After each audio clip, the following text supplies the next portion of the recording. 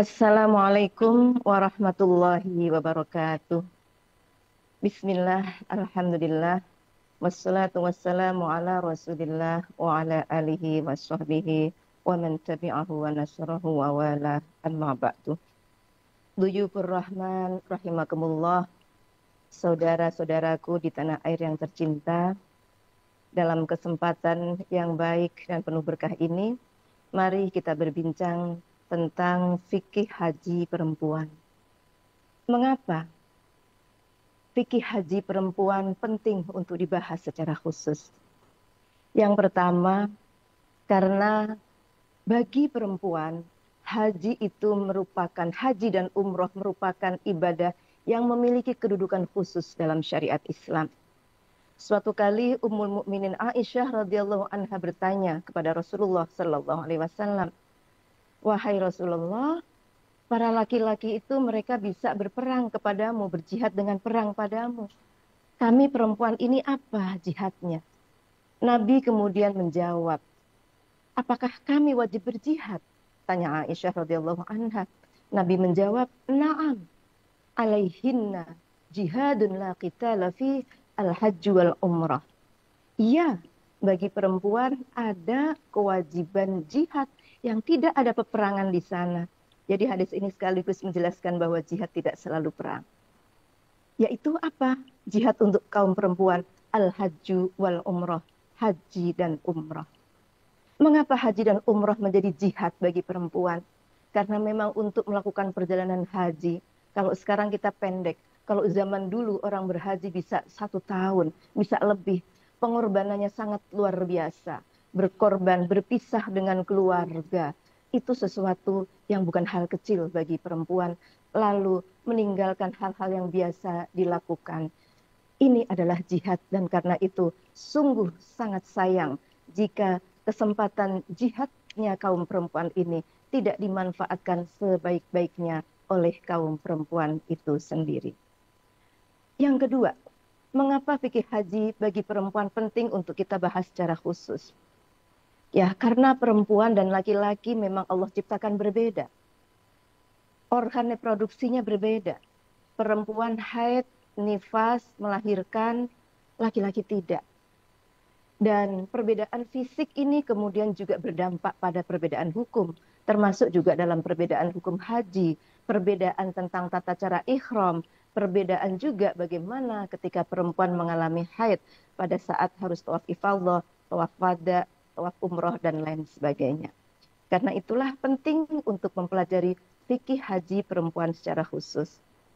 Nah, yang ketiga, secara sosiologis hari ini jamaah haji perempuan banyak dan jamaah haji perempuan sama dengan laki-laki penting untuk mendapatkan ilmu, pencerahan dan bimbingan agar haji mereka menjadi haji yang mabrur.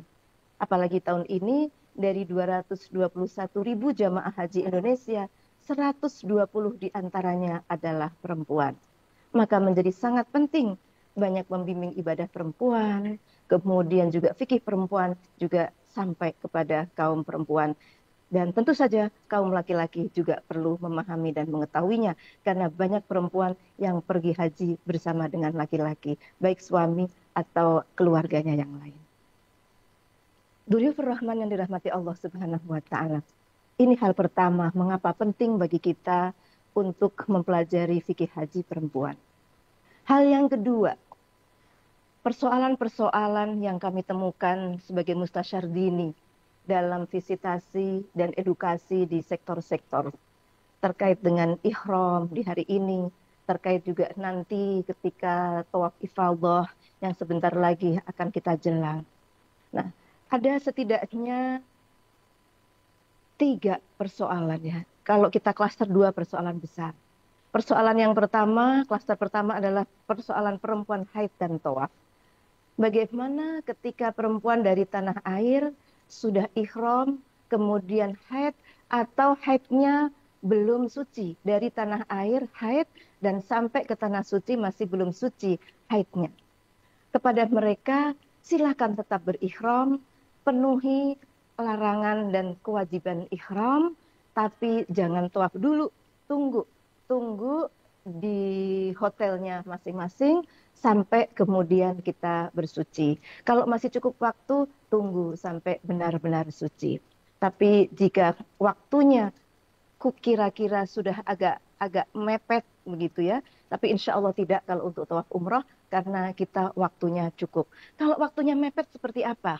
Waktunya mepet kita masih haid dan masih mungkin sedikit-sedikit keluar darah, maka ubah dari niat haji kita dari niat haji tamattu menjadi haji kiron. Jadi pergi haji dulu, silahkan lakukan semua amalia haji sampai nanti tahallul di Jumrah Aqobah, dan kemudian kita menunggu sudah tahallul yang awal, kita menunggu ketika suci, kita nanti bisa umrah, bisa tawaf dan sa'i dengan niat ihramnya, ihram umrah dan haji sekalian sebagaimana biasa kita lakukan dalam niat haji kiron.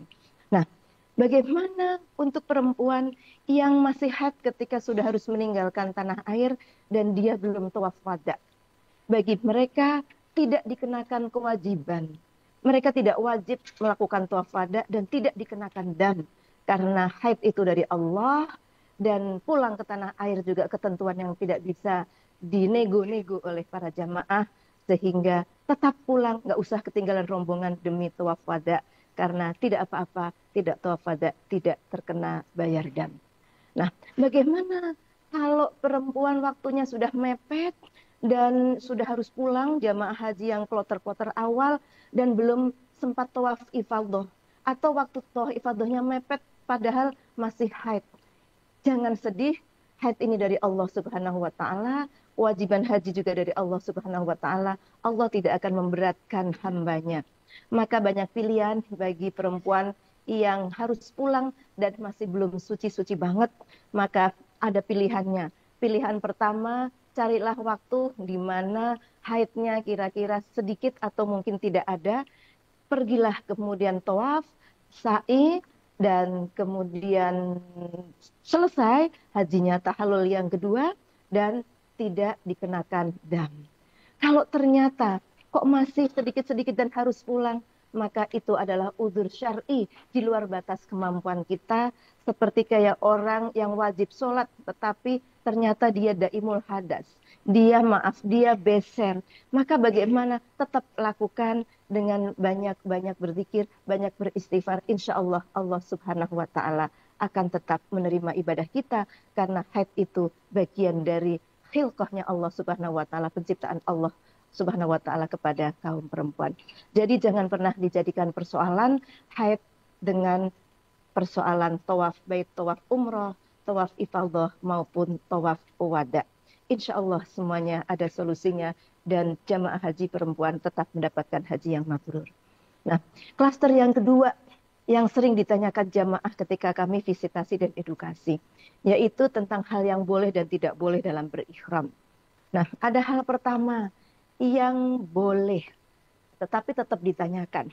Dan ini kami sarankan, yaitu menggunakan pampers pada saat ihram. Kami menyarankan jamaah haji perempuan pada saat armuzna nanti dalam perjalanan pakailah pampers atau minimal pembalut. Begitu juga saat mabit di Mina. Meskipun tidak sedang haid. Untuk apa? Untuk menjaga kesucian pakaian kita. Kalau sewaktu-waktu misalnya jalanan macet, kita kebelet dan antrinya panjang atau bahkan tidak bisa turun. Kita pernah mengalami peristiwa Musdalifah yang di luar dugaan seperti itu. Maka dengan menggunakan pampers atau pembalut, insya Allah ini sedikit membantu. Kemudian juga kita di Arafah, di Mina. Saya melihat kamar mandi laki-laki dan perempuan itu jumlahnya sama. Bahkan di Arafah laki-laki ada urinoir yang di luar, tapi perempuan tidak. Padahal jumlah jamaah perempuan lebih banyak. Ini pasti membutuhkan waktu yang lebih panjang dalam antri. Maka agar kita tidak terjatuh dalam jidal, tidak terjatuh dalam perdebatan yang tidak perlu, kita tidak terpancing emosinya, maka insya Allah pampers dan pembalut ini sangat membantu. Kita tetap antri, tapi kalau kita tidak kuat kebelet, kita bisa tumpahkan sambil antri, dan ketika di dalam kita tinggal ganti pembalut atau pampersnya. Dan ini tidak ada kaitan apapun dengan pelanggaran ihram bagi kaum perempuan. Kalau bagi kaum laki-laki ada kaul yang lain. Nah, kali ini kita tidak sedang bicara tentang fikih pampers bagi kaum laki-laki, tapi pampers bagi kaum perempuan. Kemudian masalah yang kedua yang kami temukan di kalangan jamaah juga penggunaan masker. Sekarang ini penyakit ISPA sedang banyak di Arab Saudi. Jadi bagi kelompok-kelompok yang berisiko tinggi ketika terpaksa menggunakan masker dan itu apalagi dalam keadaan sakit supaya tidak menyebar ke jamaah yang lain, ini dianggap sebagai bagian dari uzur syar'i. Bagaimana kemudian ketika udzur syar'i ini terjadi bagi kaum perempuan yang aslinya kan tidak boleh menutupi wajah ketika ihram. Maka ketika udzur syar'i maka tidak ada dosa baginya. Terus seperti apa? Apakah membayar fidyah? Apakah tidak membayar fidyah? Memang ada dua pendapat. Tetapi jika kita mau lebih tenang, kita mau lebih nyaman, dan insya Allah kita di sini juga siap dengan bekal yang banyak, maka kita kembali kepada surah Al-Baqarah ayat 196. A'udzubillahi minasyaitonirrajim. Faman kana minkum maridun aw bihi adam min ra'sihi fafidyatun min siyamin aw shadaqatin aw nusuk. Bagi orang yang sedang ihram tapi kemudian sakit atau ada luka di kepalanya nih bagi laki-laki sehingga dia kemudian terpaksa menutup kepala atau perempuan terpaksa memakai tutup wajah begitu ya, maka baginya fidyah berupa puasa 3 hari dijelaskan dalam hadis atau sodakoh 3 sok. Kalau dihitung-hitung kepada 6 orang fakir miskin, 6 orang fakir miskin 3 sok itu kalau kita hitung sama dengan 60 real kurang lebih. Jadi belilah makanan matang 60 real untuk 6 makanan untuk kita bagikan mungkin kepada cleaning service atau kepada orang-orang yang meminta dan lain sebagainya. Insya Allah kita terbebas dari dosa ya, karena memang sebetulnya itu tidak berdosa kalau itu udzur, dan kita mungkin juga hati kita akan lebih tentram. Nah, yang ketiga yang sering muncul di kalangan jamaah karena kita lama di asrama atau di hotel, bagaimana hukum copot jilbab di hotel yang teman-temannya sesama perempuan.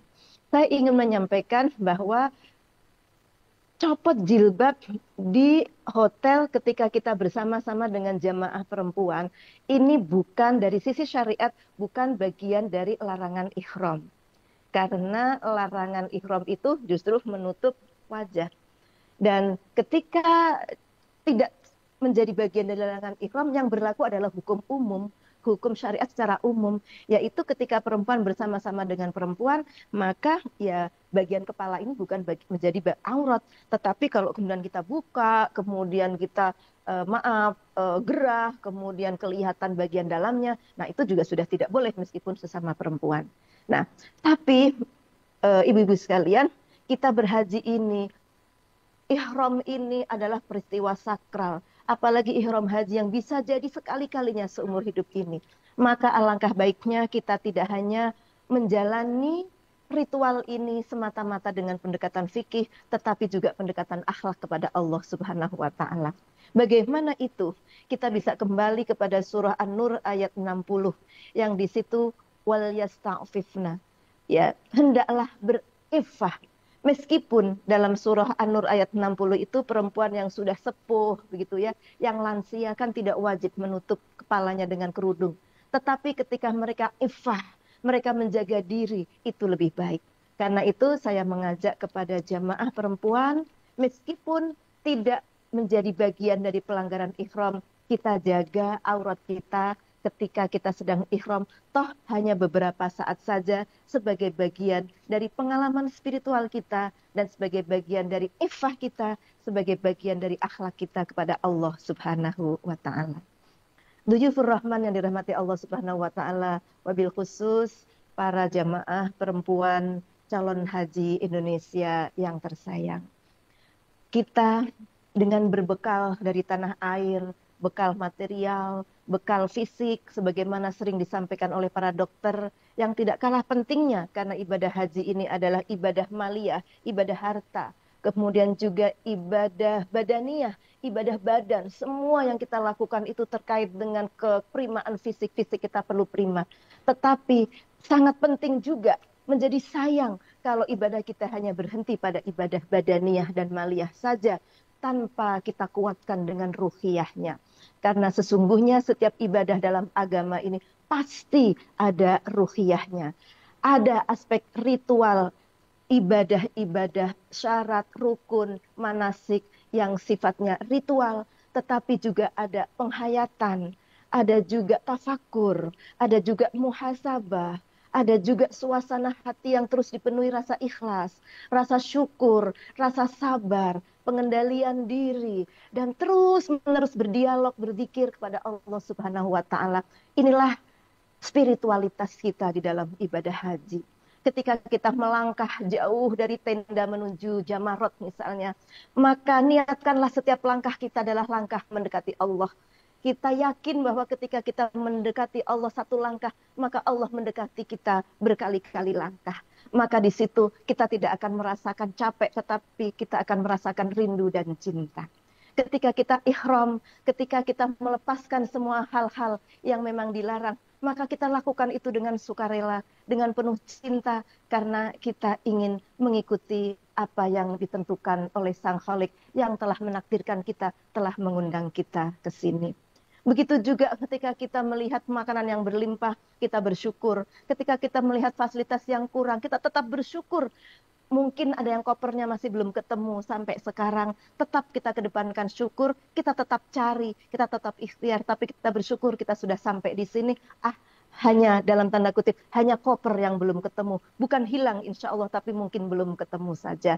Maka insya Allah dengan senantiasa menjaga rasa ikhlas, menjaga rasa syukur, terus-menerus menasehati diri dengan sabar, dan terus-menerus membekali diri dengan kebaikan, insya Allah haji kita akan menjadi haji yang mabrur. Para jamaah haji yang dirahmati Allah Subhanahu wa Ta'ala, sedikit tips menuju Ar-Muzna. Ar-Muzna semakin dekat, maka tentu saja bekal kita harus semakin meningkat.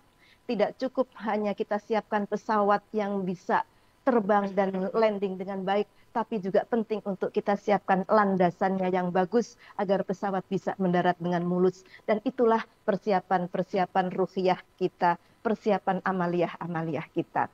Dalam waktu yang tersisa, yang tinggal beberapa hari lagi ini, tinggal kurang lebih 2 minggu ini, mari kita hemat tenaga. Kita pilih amal-amal badaniyah. Amal badaniyah kita saving untuk nanti puncak Ar-Muzna. Dan menuju ke sana, kita perbanyak amal badaniyah yang minim tenaga, tapi maksimal pahala.